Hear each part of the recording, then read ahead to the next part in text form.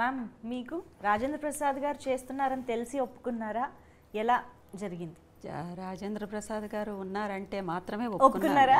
ఈ సినిమాకి ఈ ఆన్సర్ కోసమే అడిగా. ఇళయరాజా గారు ఉన్నారు అని అంటే మాత్రమే ఒప్పుకున్నాను. ఎందుకంటే మా ఇద్దరికి ఆయన ఒక పెద్ద పిల్లరు. అవును. సో వేరే లేడీస్ టైలర్ లాంటి ఒక సినిమాని మా ఇద్దరికి ఇచ్చినటువంటి వంశీ గారిని మళ్ళీ గుర్తు చెయ్యాలి అని అనుకోవడం ఒక డైరెక్టర్ యొక్క మంచి సెన్సిటివిటీ అని నేను అనుకుంటున్నాను. నేను రవికిషోర్ గారు ప్రొడ్యూసర్, అది వాళ్ళు పాకెట్ మనీ పెట్టి తీసిన సినిమా లేడీస్ టైలర్. సో ఈ కాంబినేషన్ చాలా ఎక్స్క్లూజివ్గా వీళ్ళు డిజైన్ చేస్తున్నారు. తోటా తరణి గారు, మన ఇళయరాజా గారు, రాజేంద్ర ప్రసాద్ గారు, అర్చన, ఇలా అర్చన నేను బెటర్ ఫీల్ అయింది ఈ సినిమాలో. నీతో ఎప్పుడు చెప్పలేదు నేను.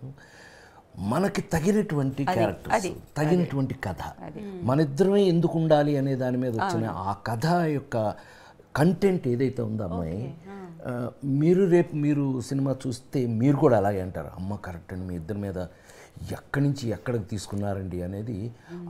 అదృష్టవశాత్తు మా ఇద్దరి మీద ఇప్పటికీ మళ్ళీ పని పెట్టాడు ఈ పవన్, మేలకుండా ఉండకుండా. నానా చావులండి, ఎట్టబడితే అట్ట ఉండడానికి లేదు మేము.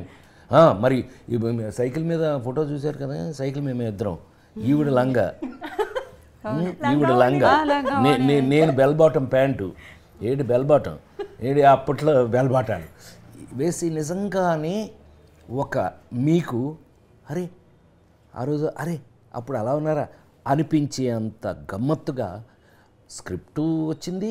అట్లాగే మాకు అవకాశం కూడా వచ్చింది అందులో.